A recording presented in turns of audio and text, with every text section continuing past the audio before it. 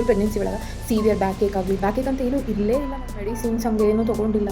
ನಾ ಮಾಡಿದ್ದ small habits understanding ಏನಂದರೆ ಪ್ರೆಗ್ನೆನ್ಸಿ ಒಳಗೆ ಬ್ಯಾಕ್ ಏಕ್ ಬಂದೇ ಬರುತ್ತೆ, ಏನೂ ಮಾಡೋಕ್ಕಾಗೋದಿಲ್ಲ ಅಂತ ಮಿಸ್ಅಂಡರ್ಸ್ಟ್ಯಾಂಡಿಂಗ್.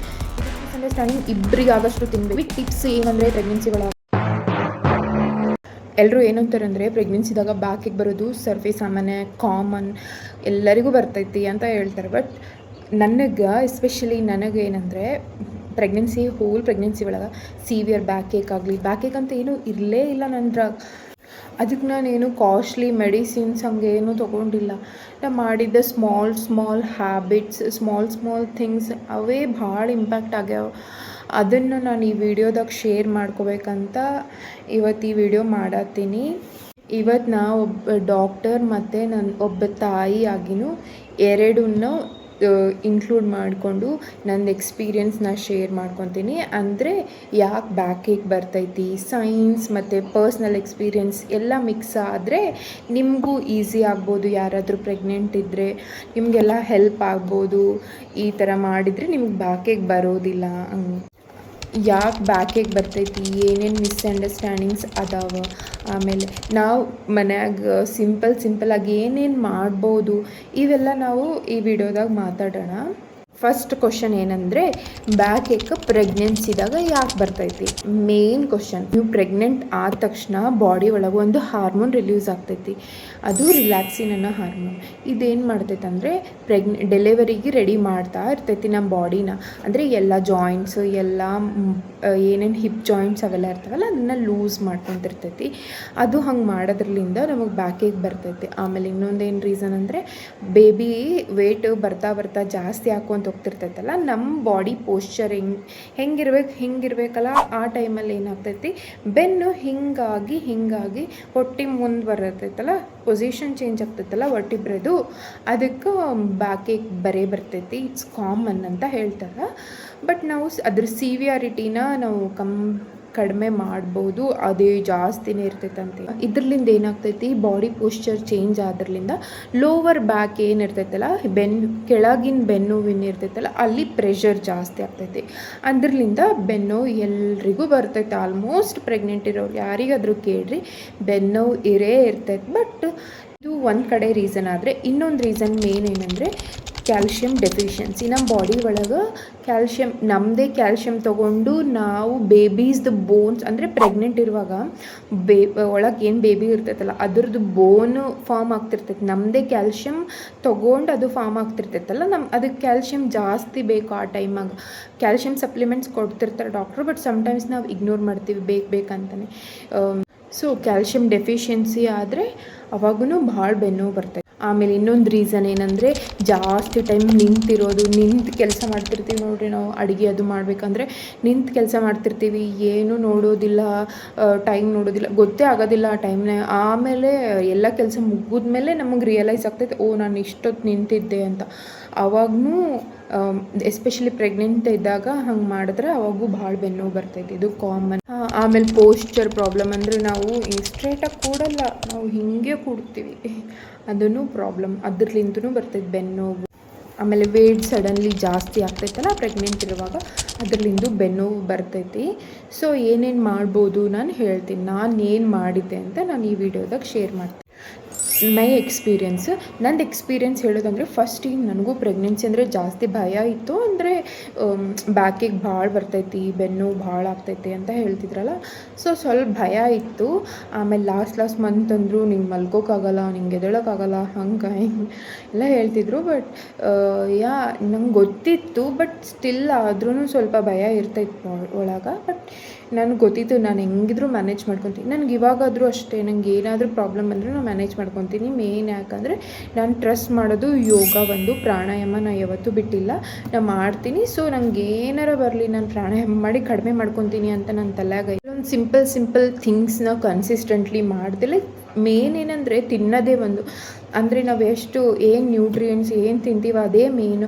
ಅದರೊಳಗೇ ನಾವೆಲ್ಲ ಕಡಿಮೆ ಮಾಡ್ಕೋಬೋದು. ಮೇನ್ ಕನ್ಸಿಸ್ಟೆಂಟ್ಲಿ ನಾವು ಏನು ತಿಂತೀವಿ ಏನಿಲ್ಲ ಅದೆಲ್ಲ ಮ್ಯಾಟ್ರ್ ಆಗ್ತೈತಿ. ನಾನು ನಂದು ಎಕ್ಸ್ಪೀರಿಯನ್ಸ್ನ ಶೇರ್ ಮಾಡ್ಕೊಂಡು ಸ್ಮಾಲ್ ಥಿಂಗ್ಸ್ ನಾನೇನು ಮಾಡಿದೆ ಅಂತ ಹೇಳ್ತೀನಿ ನಂದು ಎಕ್ಸ್ಪೀರಿಯೆನ್ಸು. ಫಸ್ಟ್ ನಾ ಮಾರ್ನಿಂಗ್ ಎದ್ದ ತಕ್ಷಣ ನನಗೆ ಫುಲ್ ಪ್ರೆಗ್ನೆನ್ಸಿ ಒಳಗೆ ಟೀ ಕಾಫಿ ನನಗೇನೂ ಹೋಗಿಲ್ಲ. ನಂಗೆ ಅಂದರೆ ಅದು ನೆನಪು ಮಾಡ್ಕೊಂಡ್ರೆ ನಂಗೆ ವಾಂತಿ ಬಂದಂಗೆ ಆಗ್ತಿತ್ತು. ಸೊ ನಾ ಏನೂ ಕುಡ್ದಿಲ್ಲ. ಥ್ಯಾಂಕ್ಫುಲಿ ಅದು ಆಯಿತು ಆ ಟೈಮಲ್ಲಿ. ಅದಕ್ಕೆ ನಾನು ಏನು ಮಾಡ್ತಿದ್ದೆ, ಮಾರ್ನಿಂಗ್ ಎದ್ದ ತಕ್ಷಣ ಹಸುವಂತರೂ ಆಗ್ತಿತ್ತಲ್ಲ, ವಾಮಿಟ್ ಎಲ್ಲ ಆದ ತಕ್ಷಣ ಅವಾಗ ಏನು ಮಾಡ್ತಿದ್ದಂದರೆ 1 ಕಪ್ ಮಿಲ್ಕ್ ಇರ್ತಿತ್ತಲ್ಲ, ಸ್ಮಾಲ್ ಕಪ್, ಜಾಸ್ತಿ ದೊಡ್ಡ ಗ್ಲಾಸ್ ಅಂತ ಏನಿಲ್ಲ, small 1 cup milk without any sugar ಸ್ವಲ್ಪ ಬಿಸಿ ಮಾಡಿ ಅದನ್ನೇ ನಾನು ಫುಲ್ಲು ಕುಡಿತಿದ್ದೆ. ಏನು ಶುಗರ್ ಗೀಗರ್ ಏನೂ ಹಾಕ್ತಿರ್ಲಿಲ್ಲ. ಫುಲ್ 1 ಕಪ್ ಆಫ್ ಮಿಲ್ಕ್ ನಾನು ಕುಡಿದ್ಬಿಡ್ತಿದ್ದೆ ಮುಂಜಾನೆ ಎದ್ದ ತಕ್ಷಣ. ಅದು ಡೈಲಿ ಥ್ರೂಔಟ್ ಪ್ರೆಗ್ನೆನ್ಸಿನ ಮಾಡೀನಿ. ಕೆಲವೊಂದು ಸಲ ನಾನು ಬೇಕಂತ ನೋಡೋಣ ಬ್ಯಾಕಿಗೆ, ಅಂದರೆ ನಂಗೆ ಬ್ಯಾಕಿಗೆ ಬಂದಿಲ್ಲಲ್ಲ, ನೋಡೋಣ ಬ್ಯಾಕಿಗೆ ಬರ್ತೈತೋ ಇದು ಕುಡಿದೆ, ಇದು ಬಿಟ್ಟಿರ್ತಿದ್ನಲ್ಲ ಅವಾಗ ಒಂದು ದಿವಸ ಬ್ಯಾಕಿಗೆ ಬರ್ತಿತ್ತು. ಮತ್ತು ನಾನು ಕುಡಿತಿದ್ನಲ್ಲ ಡೈಲಿ, ಅವಾಗ ಬರ್ತಿರ್ಲಿಲ್ಲ. ಅದು ಏನೋ ಗೊತ್ತಿಲ್ಲ, ಬಟ್ ಚಹಾ ಬದಲಿ ಹಂಗೆ ಕುಡಿದ್ರಾಯ್ತಂತ ನಾನು ಹಂಗೆ ಸ್ಟಾರ್ಟ್ ಮಾಡಿದೆ. ಬಟ್ ಅದು ನಂಗೆ ಹೆಲ್ಪ್ ಆಯಿತು. ನಿಮಗೂ ಹೆಲ್ಪ್ ಆಗ್ಬೋದು, ಈ ಥರ ಮಾಡಿ ನೋಡ್ರಿ ಅಂತ ನಾನು ಹೇಳೋಕ್ಕಿದು ವೀಡಿಯೋ ಮಾಡೀನಿ. ಹಾಲ್ನಾಗ ಏನಿರ್ತೈತಂದರೆ ಕ್ಯಾಲ್ಶಿಯಮ್ ಇರ್ತೈತೆ. ಕ್ಯಾಲ್ಶಿಯಮ್ ಬಾಡಿಗೆ ಆ ಟೈಮ್ನಾಗ ಜಾಸ್ತಿ ಬೇಕಾಗೋದಿಲ್ಲ, ಅದಕ್ಕೆ ಕ್ಯಾಲ್ಶಿಯಮ್ ಹಾಲ್ನಾಗ ಇರ್ತೈತಿ. ಸೊ ನನ್ನ ಡೈಲಿ ರಿಕ್ವೈರ್ಮೆಂಟ್, ನಾನು ಟ್ಯಾಬ್ಲೆಟ್ಸು ತೊಗೋಲ್ಲ ಅಂತಲ್ಲ, ಇದೂ ನ್ಯೂಟ್ರಿಷನ್ನು ಅಷ್ಟೇ ಮ್ಯಾಟ್ರ್ ಆಗ್ತೈತಲ್ಲ, ಬರೀ ಕಾಸ್ಟ್ಲಿ ಮೆಡಿಸಿನ್ಗಿಂತ ಇದೂ ಮ್ಯಾಟ್ರ್ ಆಗೇ ಆಗ್ತೈತಿ.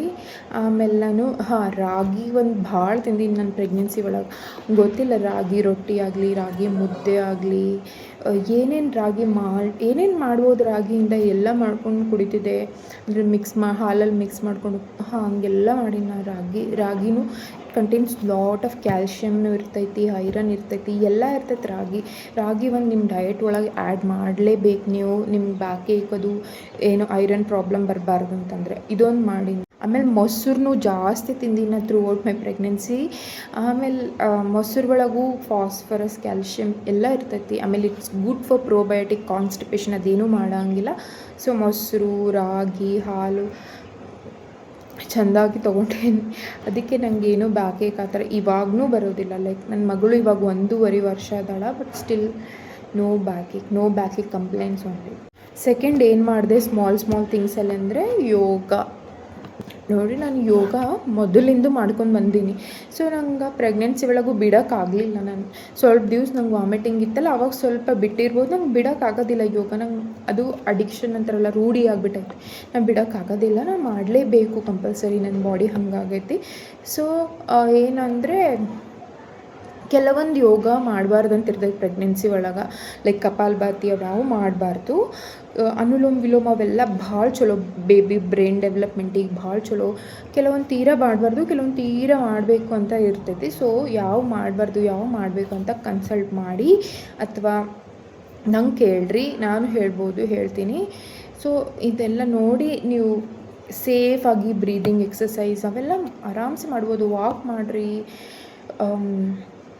ವಾಕ್ ಮಾಡೋದ್ರಲ್ಲಿಂದನೂ ಬ್ಯಾಕಿಗೆ ಕಡಿಮೆ ಆಗ್ತೈತೆ. ಯಾಕಂದರೆ ನಾವು ಪೋಶ್ಚರ್ ಸ್ಟ್ರೈಟ್ ಆಗಿಬಿಡ್ತೈತಲ್ಲ. ಸೊ ವಾಕ್ ಮಾಡಿರಿ. ಇದರಲ್ಲಿಂದ ಏನಾಗ್ತೈತೆ ಅಂದರೆ ಇವೆಲ್ಲ ಯೋಗ, ಸ್ಟ್ರೆಚಿಂಗ್, ಬ್ರೀದಿಂಗ್ ಎಕ್ಸಸೈಸ್ ಇವೆಲ್ಲ ಮಾಡೋದ್ರಲ್ಲಿಂದ ಬಾಡಿ ಅದೆಲ್ಲ ಫ್ಲೆಕ್ಸಿಬಲ್ ಇರ್ತೈತಿ.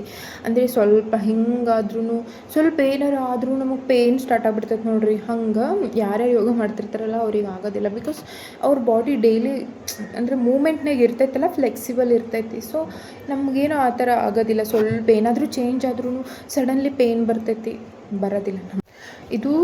ಇವೆಲ್ಲ ಫಸ್ಟ್ ಆ್ಯಂಡ್ ಸೆಕೆಂಡ್ ಪಾಯಿಂಟ್ ಆದರೆ, ನಾವು ಥರ್ಡ್ ಪಾಯಿಂಟ್ ಏನಂದರೆ ನಾವು ಪೋಶ್ಚರ್ ಮೇಂಟೈನ್ ಮಾಡ್ತೀವಿ. ಕೆಲವೊಂದು ಸಲ ಮೊಬೈಲ್ ಯೂಸ್ ಮಾಡಿ ಹಿಂಗೆ ಕುಂತಿರ್ತೀವಿ. ಆಮೇಲೆ ಒಬ್ಬೊಬ್ಬರು ಸೆಕೆಂಡ್ ಬೇಬಿ ಇರ್ತೈತಿ, ಅದಕ್ಕೆ ಫೀಡ್ ಮಾಡಬೇಕು. ನಾವು ಏನು ಮಾಡ್ತೀವಿ, ಹಿಂಗೆ ಬಗ್ಗಿ ಕುಡಿಸ್ತೀವಿ. ಅದು ಕರೆಕ್ಟ್ ಅಲ್ಲ. ಬಾಡಿದು ದೇಹ ಹೆಂಗಿರ್ಬೇಕಂದ್ರೆ ಹಿಂಗೆ ಸ್ಟ್ರೈಟ್ ಇರಬೇಕಾಗೋದಿಲ್ಲ. ಹಂಗೆ ನಮ್ಮ ದೇವ್ರು ಹಂಗೆ ಮಾಡಿ ಕಳಿಸಿರ್ಬೇಕು. ಅದು ಬಿಟ್ಟು ನಾವು ಬಗ್ಗಿ ಕುಂತ್ವಿ, ನನಗೆ ಗೊತ್ತಿಲ್ಲ, ನಾನು ಕಾನ್ಷಿಯಸ್ಲಿನೇ ಸ್ಟ್ರೇಟಾಗೇ ಕೂಡ್ತೀನಿ ಆಲ್ಮೋಸ್ಟ್. ಇದೆಲ್ಲ ಹಿಂಗೆ ಇದು ಬೋನ್ ಇರ್ತೈತಲ್ಲ, ಹಿಂಗೆ ಬಗ್ಗಲ್ಲ ನಾನು, ಹಿಂಗೆ ಇರ್ತೈತೆ ನಂದು ಆಲ್ಮೋಸ್ಟ್. ಗೊತ್ತಿಲ್ಲ, ಅದು ರೂಢಿ ಆಗ್ಬಿಟ್ಟೈತೆ ಆ ಥರ. ನಾನು ಯೋಗಕ್ಕೆ ನಾವು 1 ಅವರ್ ಹಿಂಗೆ ಸ್ಟ್ರೇಟಾಗಿ ಕುಂತಿರ್ತೀವಲ್ಲ, ಅವಾಗಿಂದ ಹಿಂಗೆ ಸ್ಟ್ರೇಟಾಗಿ ಕೂಡ್ತೀವಿ ನಾವು. ಏನೂ ಆಗಲ್ಲ, ಹಂಗಿರ್ಬೇಕು. ಆ್ಯಂಡ್ ಫೋರ್ತ್ ಇಂಪಾರ್ಟೆಂಟ್ ಥಿಂಗ್ ಏನಂದರೆ ರೆಸ್ಟ್ ಮಾಡೋದು ಎಷ್ಟು ಇಂಪಾರ್ಟೆಂಟ್ ಅಂದರೆ, ನೀವು ಒಬ್ಬೊಬ್ಬರು ಗಿಲ್ಟ್ ಒಳಗೆ ರೆಸ್ಟ್ ಮಾಡ್ತಾರೆ. ಲೈಕ್ ಅಯ್ಯೋ ನಾನು ಮಲ್ಕೊಂಬಿಟ್ರೆ ಇವೆಲ್ಲ ಯಾರು ಮಾಡಬೇಕು. ರೆಸ್ಟ್ ಮಾಡೋದ್ರಿಂದ ಬಾಡಿ ಹೀಲ್ ಆಗ್ತೈತೆ. ನಿಮಗೆ ಗೊತ್ತೇನು, ಬಾಡಿ ಒಳಗ್ಲಿಂದ ಎಲ್ಲ ಹೀಲ್ ಆಗ್ತೈತೆ. ಅದಕ್ಕೆ ಗಿಲ್ಟ್ ಫ್ರೀಯಾಗಿ ಆರಾಮ್ಸೆ ರೆಸ್ಟ್ ಮಾಡಿರಿ. ಎಸ್ಪೆಷಲಿ ಪ್ರೆಗ್ನೆಂಟ್ ಇರೋರಂತೂ ಮಾಡಲೇಬೇಕು. ಮಧ್ಯಾಹ್ನ 2 ತಾಸು rest, hole night 8 hours rest ಮಾಡಲೇಬೇಕು. ಆವಾಗ ಏನು ಅಲ್ಲಿ ನೋವು ಇಲ್ಲಿ ನೋವು ಹಂಗೇನೂ ಆಗೋದಿಲ್ಲ. ಸೊ ಮಾಡಿರಿ ರೆಸ್ಟ್ ವಿತ್. ಓಕೆ, ಕೆಲವೊಂದು ಮಿಸ್ಅಂಡರ್ಸ್ಟ್ಯಾಂಡಿಂಗ್ಸ್ ಅದಾವೆ pregnancy related and back Ek related. ಅವನ್ನ ಕ್ಲಿಯರ್ ಮಾಡೋಣ. ಫಸ್ಟ್ ಮಿಸ್ಅಂಡರ್ಸ್ಟ್ಯಾಂಡಿಂಗ್ ಏನಂದರೆ, ಪ್ರೆಗ್ನೆನ್ಸಿ ಒಳಗೆ ಬ್ಯಾಕ್ ಏಕ್ ಬಂದೇ ಬರುತ್ತೆ, ಏನೂ ಮಾಡೋಕ್ಕಾಗೋದಿಲ್ಲ ಅಂತ ಮಿಸ್ಅಂಡರ್ಸ್ಟ್ಯಾಂಡಿಂಗ್. ಇದಕ್ಕೆ ಆನ್ಸರ್ ಏನಂದರೆ, ಬಂದೇ ಬರುತ್ತೆ ಅಂತಿಲ್ಲ. ಕೆಲವೊಂದು ಸಲ ಇವೆಲ್ಲ ಸ್ಮಾಲ್ ಥಿಂಗ್ಸ್ ನಾವು ಮಾಡಲ್ಲ, ಅದಕ್ಕೆ ಬರ್ತೈತಿ. ಸೊ ಅದನ್ನು ಸಿವಿಯಾರಿಟಿನ ನಾವು ಕಂಪಲ್ಸರಿ ಕಡಿಮೆ ಮಾಡ್ಬೋದು. ಅಂದರೆ ಜಾಸ್ತಿ ಆಗೋದನ್ನು ನಾವು ಆರಾಮ್ಸೆ ಕಡಿಮೆ ಮಾಡ್ಬೋದು. ಸೆಕೆಂಡ್ ಮಿಸ್ಅಂಡರ್ಸ್ಟ್ಯಾಂಡಿಂಗ್, ಎಕ್ಸಸೈಸ್ ಮಾಡಿದರೆ ಬಾಡಿ ಪ್ರಾಬ್ಲಮ್ ಆಗುತ್ತೆ, ಬೇಬಿಗೆ ಪ್ರಾಬ್ಲಮ್ ಆಗುತ್ತೆ. ರಾಂಗ್. ಪ್ರಾಪರಾಗಿ ಗೈಡ್ ಮಾಡಿಕೊಂಡು ಮೂಮೆಂಟ್ಸ್ ಮಾಡಿದರೆ, ಸ್ಟ್ರೆಚಿಂಗ್ ಮಾಡಿದರೆ ಏನೂ ಆಗೋದಿಲ್ಲ. It's actually good. Third misunderstanding, ಇಬ್ಬರಿಗಾಗಷ್ಟು ತಿನ್ನಬೇಕು. ರಾಂಗ್. ಇಬ್ಬರಿಗಾಗಷ್ಟು ಹೆಂಗೆ ತಿನ್ಬೇಕಂತಂದರೆ, ನ್ಯೂಟ್ರಿಷನ್ ಜಾಸ್ತಿ ತಿನ್ನಬೇಕು, ಕ್ವಾಂಟಿಟಿ ಅಲ್ಲ. ರೈಸ್ ಇಷ್ಟಿಷ್ಟು ರೈಸ್ ಹಂಗಲ್ಲ.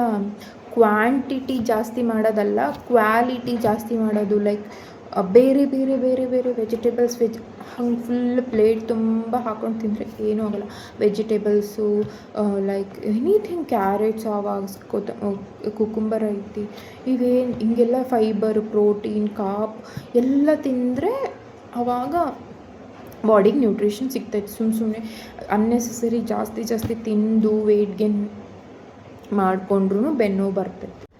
ಮಿಸ್ಅಂಡರ್ಸ್ಟ್ಯಾಂಡಿಂಗ್ ಫೋರ್ತ್ ಏನಂದರೆ, ಪೇನ್ ಜಾಸ್ತಿ ಇದ್ದರೆ ಏನಿಲ್ಲ ಇದು ನಾರ್ಮಲ್ ಅಂತ ಇಗ್ನೋರ್ ಮಾಡಬಾರ್ದು.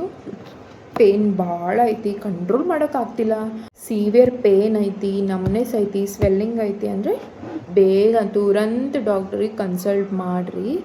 ಇವೆಲ್ಲ ನಾರ್ಮಲ್ ಅಲ್ಲ. ಕ್ವಿಕ್ ಟಿಪ್ಸ್ ಏನಂದರೆ, ಪ್ರೆಗ್ನೆನ್ಸಿ ಒಳಗೆ ಹೈಡ್ರೇಷನ್ ಮೇಂಟೈನ್ ಮಾಡಿರಿ, ಸರಿ ನೀರದು ಕುಡೀರಿ, ಆಮೇಲೆ ಸೈಡ್ ಸ್ಲೀಪ್ ಮಾಡಿರಿ, ಆದಷ್ಟು ಸ್ಟ್ರೇಟ್ ಸ್ಲೀಪ್ ಅವಾಯ್ಡ್ ಮಾಡಿರಿ. ಆಮೇಲೆ ಸಿಂಪಲ್ ಎಕ್ಸಸೈಸಸ್ ಮಾಡಿರಿ, ಏನೂ ಆಗೋದಿಲ್ಲ, ಬಾಡಿಗೆ ಭಾಳ ಚಲೋ. ಆಮೇಲೆ ಬೇಕಿದ್ರೆ ಪಿಲೋ ಯೂಸ್ ಮಾಡಿರಿ, ಬ್ಯಾಕ್ ಸಪೋರ್ಟಿಗೆ ಪಿಲೋ ಅದೆಲ್ಲ ಯೂಸ್ ಮಾಡಿರಿ. ಕಂಫರ್ಟೇಬಲ್ ಫುಟ್ವೇರ್ ಯೂಸ್ ಮಾಡಿರಿ. ಆ ಟೈಮ್ನಾಗ ಸೈಜು ಜಾಸ್ತಿ ಆಗ್ತೈತೆ, ನಮ್ಮದು ಬಾಡಿ ಅಂದರೆ ಕಾಲಿನ ಸೈಜು ಜಾಸ್ತಿ ಆಗ್ತೈತೆ. ನಿಮಗೆ ಏನೇನು ಹಳಿವು ಯಾವೂ ಬರೋದಿಲ್ಲ, ಎಲ್ಲ ದೊಡ್ಡ ಸೈಜೇ ತೊಗೋಬೇಕಾಗ್ತೈತೆ. ಸೊ ಕಂಫರ್ಟೇಬಲ್ ಇರೋದು ಏನಿದ್ರೂ ಯೂಸ್ ಮಾಡಿರಿ. ಆಮೇಲೆ ಸಡನ್ನಾಗಿ ಬೆಂಡ್ ಆಗೋದು ಮುಂದೆ ಅದು ಅವಾಯ್ಡ್ ಮಾಡಿರಿ. ಜಾಸ್ತಿ ಹೊತ್ತು ನಿಂತು ಕೆಲಸ ಮಾಡೋದು ಅದನ್ನು ಅವಾಯ್ಡ್ ಮಾಡಿರಿ. ಅದರಿಂದನೂ ಇವೆಲ್ಲ ಮಾಡಿದ್ರೆ ಸಿಂಪಲ್ ಥಿಂಗ್ಸ್ ಮಾಡಿದ್ರೆ ನಿಮಗೂ ಏನೂ ಆಗಲ್ಲ ತ್ರಾಸು. ಆಮೇಲೆ ಲಾಸ್ಟ್ ಏನಂದರೆ, every pregnancy is completely different. ಕೆಲವರಿಗೆ ಜಾಸ್ತಿ ಪೇನ್ ಇರಬಹುದು, ಕೆಲವ್ರಿಗೆ ಜಾಸ್ತಿ ಪೇನ್ ಇರದೇನೂ ಇರಬಹುದು. ಆಮೇಲೆ ಪ್ರೆಗ್ನೆನ್ಸಿ ಭಾಳ ಬ್ಯೂಟಿಫುಲ್ ಜರ್ನಿ ಐತಿ, ಬಟ್ ಮೆಂಟಲಿ ಮತ್ತು ಫಿಸಿಕಲಿ ಎಕ್ಸಾಸ್ಟಿಂಗ್ ಜರ್ನಿ. 9 months ಎಲ್ಲ ಬೇರೆ ಲೋಕಕ್ಕೆ ಕರ್ಕೊಂಡು ಹೋಗ್ತೈತಿ. ಸೊ ಏನೇ ಇರಲಿ, ನಾವು ಒಂದು ಬ್ಯೂಟಿಫುಲ್ ಟೈನಿ ಹ್ಯೂಮನ್ ಬಾಡಿನ ರೆಡಿ ಮಾಡಕತ್ತೀವಿ ಅಂದರೆ ಅಷ್ಟು ಈಸಿನೂ ಅಲ್ಲ. It's difficult, tiring job. ಆಮೇಲೆ ಇಷ್ಟು ಹೇಳ್ತೀನಿ, ಸಿವಿಯರ್ ಬ್ಯಾಕ್ ಏಕು, ಸಿವಿಯರ್ ಏನಾದರೂ ಇದ್ದರೆ ಅದನ್ನು ಕನ್ಸಲ್ಟ್ ಮಾಡಿ ಕೇಳ್ರಿ ನಿಮ್ಮ ಡಾಕ್ಟ್ರ್ ಹತ್ರ. ಏನಾದರೂ ಡೌಟ್ಸ್ ಇದ್ದರೆ ನೀವು ಕಮೆಂಟ್ ಸೆಕ್ಷನಾಗೂ ಕೇಳ್ಬೋದು, ಅಲ್ಲಿ ಆನ್ಸರ್. ಆಮೇಲೆ ಈ ವಿಡಿಯೋ ನಿಮಗೆ ಇಷ್ಟ ಆಯಿತು, ಏನಾದರೂ ಸ್ವಲ್ಪ ಆದರೂ ಯೂಸ್ಫುಲ್ ಅನಿಸಿತು ಅಂದರೆ ಪ್ಲೀಸ್ ಶೇರ್ ಮಾಡಿರಿ. ಯಾರ್ಯಾರು ಪ್ರೆಗ್ನೆಂಟ್ ಮಾಮ್ಸ್ ಅದಾರಲ್ಲ ಅವ್ರು ಕೂಡ ಶೇರ್ ಮಾಡಿರಿ. ಆಮೇಲೆ ಕಮೆಂಟ್ ಮಾಡಿರಿ, ನಿಮ್ದು ಏನಾದರೂ ಕ್ವಶನ್ಸ್ ಇದ್ದರೆ ಕಮೆಂಟ್ ಮಾಡಿರಿ, ನಾನು ಆನ್ಸರ್. ನಿಮ್ಮ ಹೋಲ್ ಪ್ರೆಗ್ನೆನ್ಸಿ ಒಳಗೆ ನಿಮ್ದು ಯಾವುದು ಟಫೆಸ್ಟ್ ಸಿಮ್ಟಮ್ ಅನಿಸಿತ್ತು, ಲೈಕ್ ನನಗೆ ವಾಮಿಟಿಂಗ್ ಜಾಸ್ತಿ ಆಯಿತು. ಎಸ್ಪೆಷಲಿ ನನಗೆ ಹೇಳ್ಬೇಕಂದ್ರೆ throughout pregnancy full vomiting, nausea ಇದೇ ಆಗೈತೆ ನಂದು. ಸೊ ನಿಮಗೆ ಯಾವುದಾಗಿತ್ತು ಅಂತ ಕಮೆಂಟ್ ಸೆಕ್ಷನ್ನಾಗ ಹೇಳ್ರಿ. We will support each other. ಇನ್ನಷ್ಟು pregnancy, motherhood and health related ಟಾಪಿಕ್ಸ್ಗಾಗಿ ಈ ಚಾನಲ್ ಸಬ್ಸ್ಕ್ರೈಬ್ ಮಾಡೋದನ್ನು ಮರಿಬೇಡ್ರಿ ಆ್ಯಂಡ್ ಥ್ಯಾಂಕ್ ಯು.